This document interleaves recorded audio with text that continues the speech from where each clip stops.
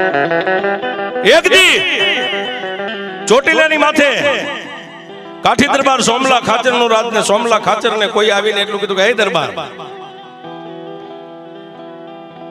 આટલો બધો પાવર કરો છો અને જાતના તમે કાઠી છો એટલે હોય તો ખરું લોહીમાં હોય છે, પણ આ 24 ની માલપા નગરા સોમલા બાપુ થાય કોનો પાવર છે?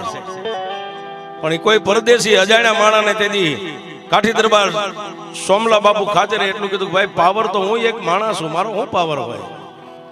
અને જો મને પાવર નું પૂછતા હોય ને તો ભૂખરા ડુંગર ની માથે બે મુખ લઈને બેઠીને એ મારી ચામુંડ નો પાવર છે.